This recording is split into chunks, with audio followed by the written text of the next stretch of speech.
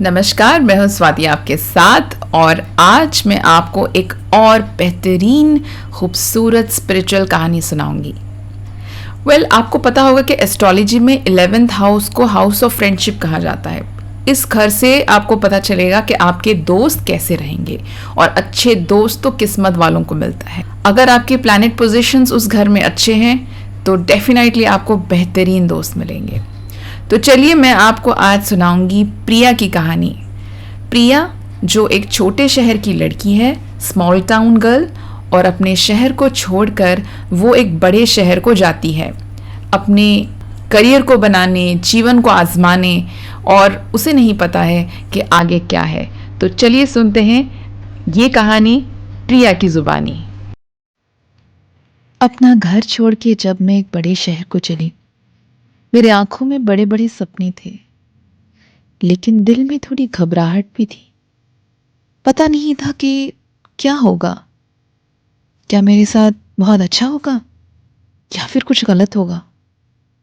लेकिन मैं इतना ज़रूर जानती थी कि मैं अपने शहर की बहुत सारी चीज़ें बहुत मिस करने वाली हूँ। जैसे माँ के हाथ का खाना, दीदी के साथ बैठे बैठे वो घंटों घंटों बातें करना, अपने दोस्तों के साथ वो मनचाही डिस्कशंस, इधर उधर की बातें, वो खिटपिट फालतू की चीज़ें, बिना वजह के वो काम करना, वो सारी चीज़ें मैं बहुत मिस करने वाली हूँ। मुझे नहीं पता था कि इस बड़े शहर में मुझे नए दोस्त मिलेंगे या नहीं। किससे मैं अपनी वो बेकार सी बातें करूँगी, किसके साथ मैं शॉपिंग जाऊँगी, किसके साथ मैं हंसूँगी, किसके साथ घूमूँगी। लेकिन ऊपर वाला भी हमें कहीं न कहीं कॉम्पेंसेट कर ही देता है। जब हम कुछ छोड़ के आते हैं, उस जगह को भरने के लिए कोई न कोई ज़रूर पहुँच जाता है, और मेरी लाइफ में भी बिल्कुल वैसा हुआ था। उस शहर में मुझे एक दोस्त मिल गया था, वो प्यारा सा दोस्त। वो भी मेरी ही तरह अपने शहर को, अपने घर को, मम्मी-पापा, अपने सारे दोस्तों को छोड़ के यहाँ कुछ पाने के लिए आया था, और इसी तरह हम दोनों एक जगह पे टकराए। ऐसा लगा जैसे जय को वीरू मिल गया। हम दोनों क्या बातें करते थे, ऐसी बातें कि हमारी बातें खत्म ही नहीं होती थी। सुबह से लेकर शाम तक, शाम से लेकर रात तक हम लोग चबर चबर चबर चबर करते रहते थे। मेरा जो दोस्त था वो बाइक रेसर था। क्या बाइक चलाता था, ओ माय गॉड! बाइक यूं घुमाता था कि बस पूछो मत। और जब भी मैं उसके बाइक पे पीछे बैठती थी, ऐसा लगता था कि आज तो मैं सीधे ऊपर जाने वाली हूँ, मैं तो मरने ही वाली हूँ। इतना स्पीड, वो भी इतने भीड़-भाड़ में, ओह माय गॉड! लेकिन वो हमेशा ये कहता था कि ज़िंदगी खुल के जीना चाहिए। बल्कि उसने एक बार ये भी कह दिया कि जब मरेंगे, एक साथ मरेंगे, एक साथ ऊपर जाएँगे। इतने भीड़-भाड़ में वो इतने एक्सपर्ट जैसे गाड़ी चलाता था कि मुझे यकीन ही नहीं होता था कि कोई बंदा इतने स्पीड से चलाते-चलाते सडनली बाइक को अपने कंट्रोल में कैसे कर सकता है। मुझे एक चीज़ तो यकीन थी कि चाहे वो कितना भी फ़ास्ट चलाए, मेरा दोस्त एक बहुत ही सेफ ड्राइवर है और मेरा कुछ भी नहीं होने वाला। बल्कि धीरे-धीरे मैं इस एक्सपीरियंस को एन्जॉय करने लगी, मुझे भी मज़ा आने लगा। हर कोई कहता है ना खुल के जीना चाहिए, मुझे बिल्कुल वही एहसास हुआ कि शायद खुल के जीना इसी को कहते हैं। बाइक पे मैं यूं चीखती चिल्लाती जाने लगी कि बस पूछो मत, मेरे जैसे पंख लग गए। हम दोनों ऐसे कॉमेडी करते, हर पैसेंजर को कुछ ना कुछ कहते, कभी लड़कों को छेड़ते तो कभी लड़कियों का मजाक उड़ाते। मुझे यकीन नहीं हो रहा था, वो लड़की जो बाइक पे बैठकर थोड़ी ही स्पीड से रह जाती थी, आज इतने स्पीड वाले बाइकर के साथ बैठी है और उसको डर नहीं लग रहा है। शायद ये मेरे प्यारे से दोस्त का असर था। फिर आई खाने की बात। अरे मैं तो भुक्कड़ थी, लेकिन मेरा प्यारा दोस्त वो तो मुझसे भी बड़ा भुक्कड़ है। हम दोनों मिलके क्या खाना खाते थे, आलू का पराठा, लस्सी। अरे यार मेरा दोस्त पंजाबी जो था, दिलदार एकदम, इसीलिए खाने पीने का बिल्कुल टेंशन नहीं, दबा के खाते थे हम दोनों। बट सबसे फनी इंसिडेंट वो दिन था जिस दिन हम दोनों ने एक छोटा सा काम किया जिसके लिए हम आए थे। लेकिन उस काम को करने के बाद हम इतने खुश हो गए, इतने खुश हो गए कि हमने सोचा कि आज और भी खाना खाते।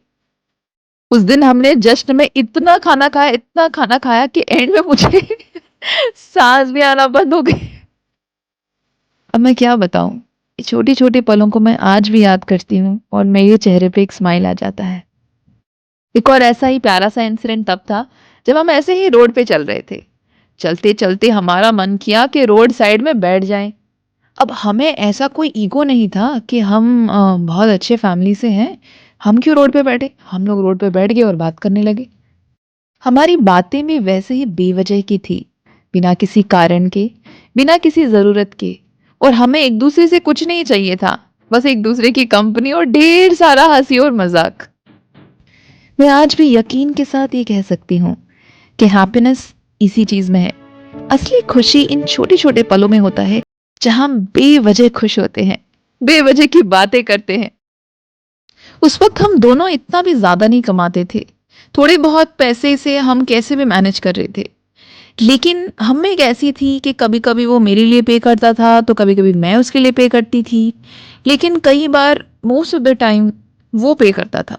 मैं हमेशा चाहती थी कि मुझे मौका मिले कि कभी तो मैं उसके लिए पे करूं। फिर जब मैं बहुत ज़्यादा कमाने लगी तो मैं इतनी खुश थी। और सबसे पहले जाके मुझे याद है वो दिन जब मैंने उसे आम के पन्ने का जूस पिलाया था। मुझे पता था कि उसे आम बहुत पसंद है, तो मैं चाहती थी कि ये मैं पे करूं। और जब उसने पैसे देने को कहा, मैंने बोला, अरे मैं रईस हो गई हूँ, आज मैं पे करूंगी। तो वो बड़ा खुश हो गया। ऐसा नहीं कि हम लोग हमेशा खुश थे। कभी कभी हम हमारे स्ट्रगल से दुखी भी होते थे। कभी कभी हम ऐसे ही किसी चर्च के सामने किसी चेयर में बैठ जाते और बातें करने लगते। बहुत ही, वो बोलते हैं ना, फिलोसोफर, और टेंस मूड में पता नहीं जिंदगी की क्या क्या फिलोसफी हम डिस्कस करते कि जिंदगी ऐसा है वैसा है, क्या हम जो चाहते हैं हमें वो मिलेगा, हमें क्या करना चाहिए। हम दोनों हमारे परिवारों से दूर थे, तो इस बारे में भी हमारी बातचीत बहुत होती थी। मैं अपने फैमिली से जितनी कनेक्टेड थी, वो भी अपने परिवार से उतना ही प्यार करता था। तो हम में ये कॉमन चीज था। लेकिन हम दोनों जब एक दूसरे की कंपनी में रहते थे तो हमें फैमिली की याद ही नहीं आती थी। हम सब कुछ भूल जाते थे और बेवजह हंसते थे। बल्कि मेरा एक ट्रेडमार्क था, जब भी मैं उसे मिलती थी पहले 10 सेकंड तो मुझे हंसना ही होता था, क्योंकि वो था ही कॉमेडियन। इतना कॉमेडी करता था कि मैं हंस हंस के लोटपोट हो जाती थी। मैं उसे हमेशा यही कहती थी कि तुम अपने घर वालों को न जाने कितना हंसाते होगे। तुम्हारी माँ क्या हंसने वाली लड्डू खा के तुम्हें पैदा की थी?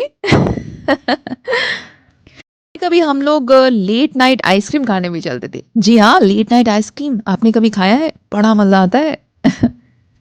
उसके अलावा हमारे कुछ स्पेशल रेस्टोरेंट और कुछ स्पेशल डिशेस थे जो पर्टिकुलर उसी को खाने के लिए उसी जगह हम जाते थे, बैठते थे, खाते थे और बातें करते थे। वो मुझे बहुत अच्छे तरीके से समझ गया था। बल्कि इतने अच्छे से शायद कभी कभी हमारे घर वाले भी हमें नहीं जान पाते, जितना हमारे दोस्त हमें समझ लेते हैं। वो जानता था कि मैं हर चीज कैलकुलेट करती हूँ, कैलकुलेट करने के बाद ही डिसीजन लेती हूँ, और हर चीज में कुछ ना कुछ फायदा जरूर देखती हूँ। लेकिन उसे इस बात का बिल्कुल भी गम नहीं था और वो हमेशा मेरा मजाक ही उड़ाता था। उसे पता था कि मेरा अगला स्टेप क्या है और मैं ये स्टेप क्यों ले रही हूँ। तो मुझे उसकी ये बात बहुत प्यारी लगती थी। लेकिन मैं मानती हूं कि सही दोस्त वो होते हैं जो सिर्फ आपके अच्छे टाइम में नहीं, आपके बुरे टाइम में भी आपके साथ हो। इतना ही नहीं, आपका नेगेटिव साइड जब उनको दिखे तब भी वो आपके साथ हो।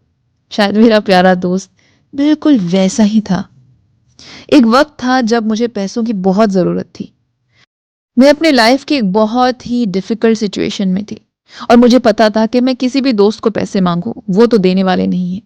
मैंने अपनी फ्रेंड को पैसे मांगे नहीं, लेकिन शायद उसने खुद फील करके ही अपनी से ऑफर किया कि तुम ये पैसे रख लो और तुम्हें जो करना है करो।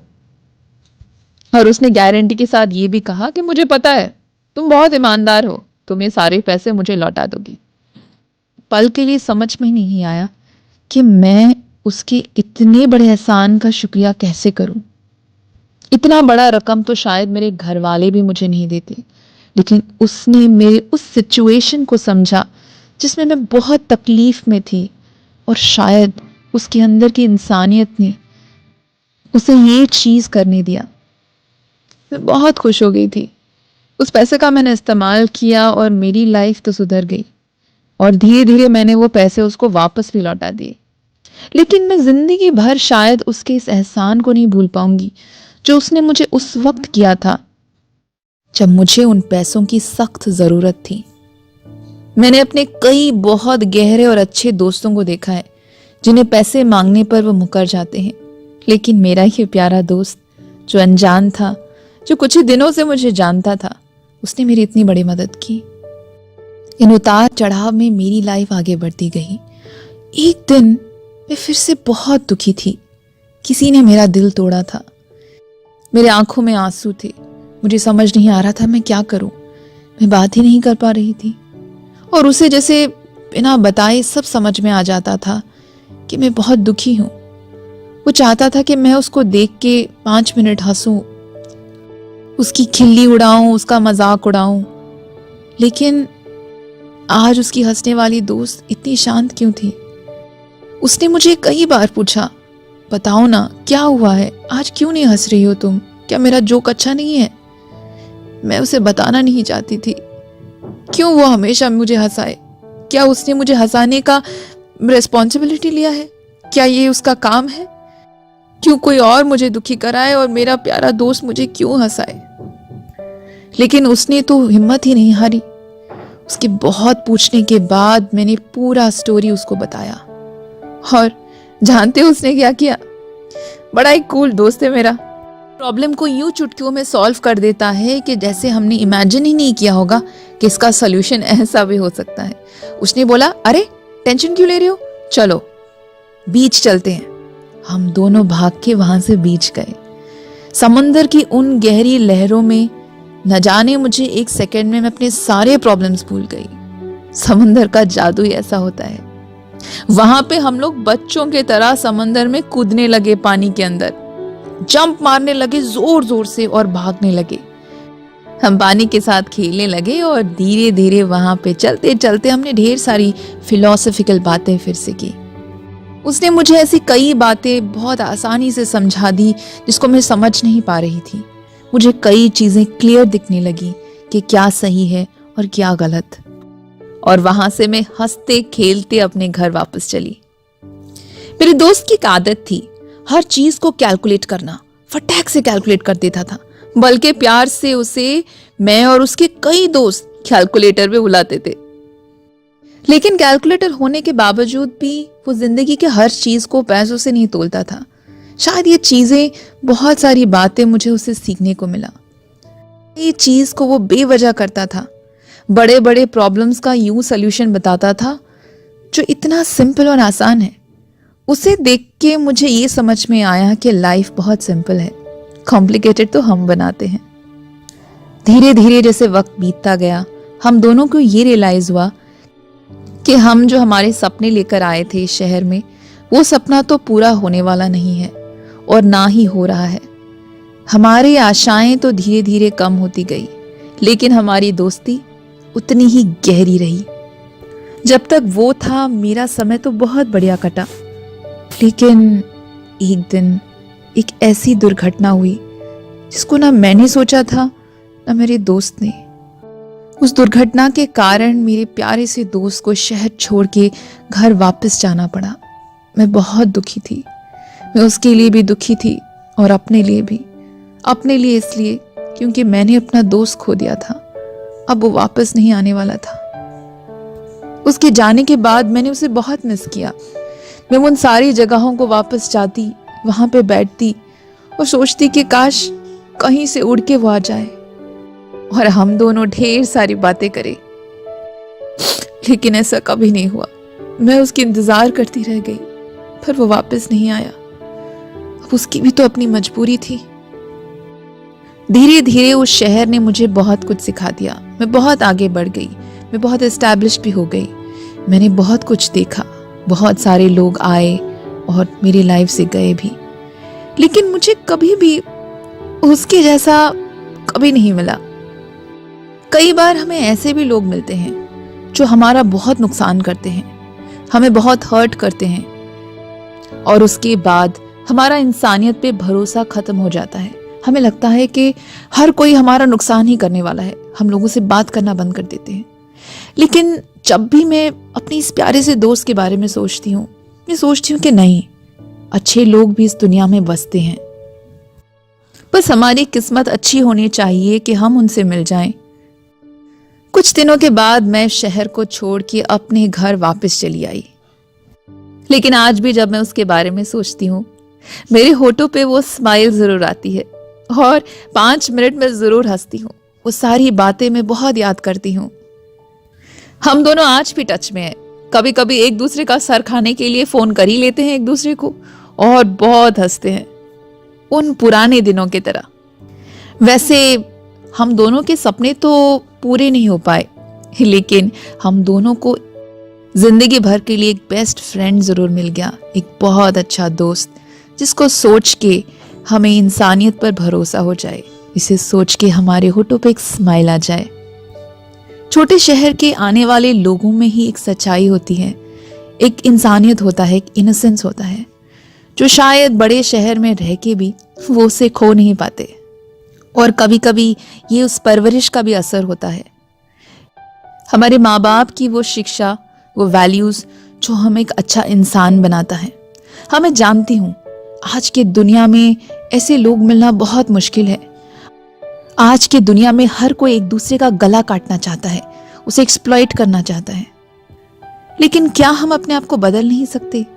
क्या हम एक अच्छा इंसान नहीं बन सकते, ताकि हमसे जब कोई टकराए तो वो भी इसी तरह ऐसी ही यादों को याद करके अच्छा फील करें? मैं तो हमेशा फील करूंगी। मैं तो मरते दम तक मेरे इस प्यारे से दोस्त को हमेशा हमेशा याद करूंगी, और मैं आशा करूंगी वो जहां भी रहे बहुत खुश रहे।